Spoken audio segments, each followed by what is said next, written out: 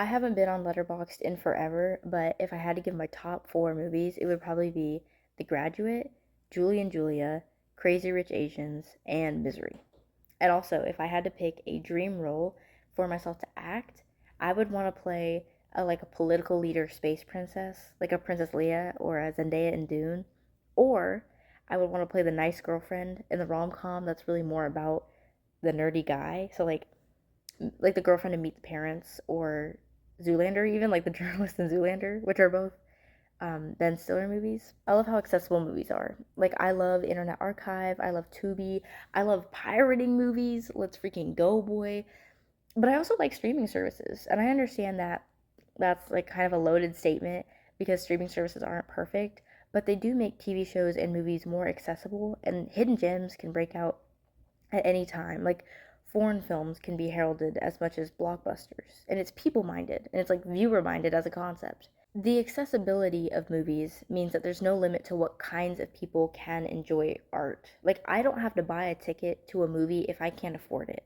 And someone in rural Alabama can be watching the same K drama as someone in, like, Munich. And art is for the artist. That's a very common sentiment, common philosophy. But meaning is for the viewer and interpretation is for the viewer, and memory is for the viewer.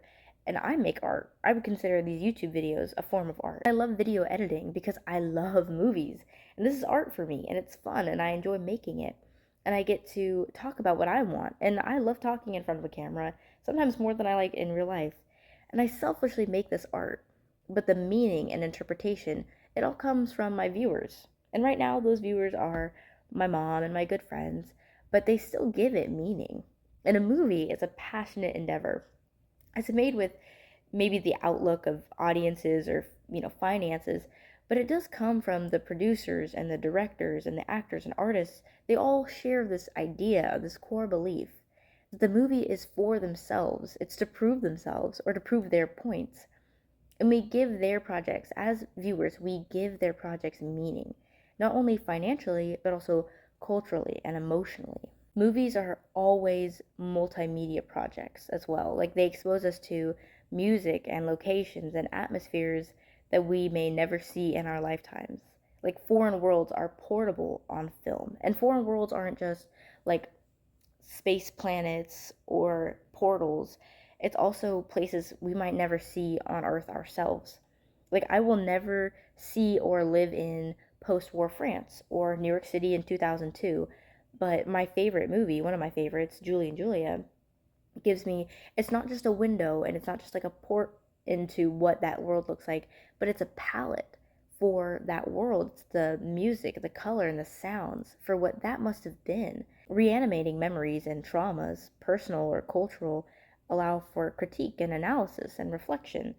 And that's the power of art, I feel.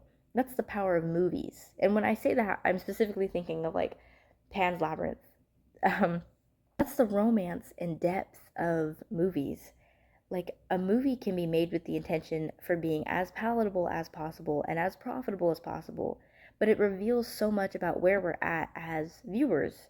It reveals so much about where we're at culturally and politically. And a more experimental movie can tell you a lot about yourself or even the people you're watching it with.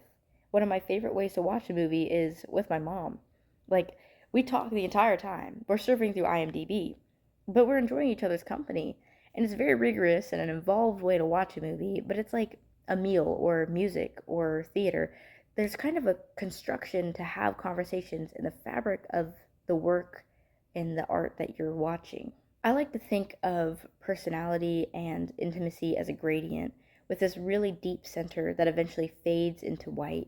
And a movie can touch the deepest, most saturated parts of you, regardless of context surrounding you, your race, your gender, your family, your country. If you allow films to move through you, if you submit to the art being presented to you, you can find a very deep understanding. It's like enlightenment. That's what movies are for me. It's like enlightenment. Submitting to art or surrendering to the urge or pull to create art is the most powerful feeling. To accept this vain, flawed pursuit. When you watch a movie, you watch the work of hundreds, sometimes thousands of people who all agreed in some way, yes, we want to do this. when I make a video, I am saying to myself, to my inspirations and my overall like visions, like, yes, I want to do this. And I would like to invite you, viewers, to do this with me as well. So subscribe if you want to keep seeing me. Like it if you did. Comment what movies you'd like to hear talked about. Freaking sound off in the comments. I love comments. I love hearing from people who watch my videos. It's literally the coolest. I know commenting can be kind of awkward, but I've been trying to get over my comment social anxiety, social media anxiety, and it's really freeing on the other side of that. I promise. Go follow my Instagram. It's at Aquatic Vanilla. I'll put it in the description. Bye. See you later.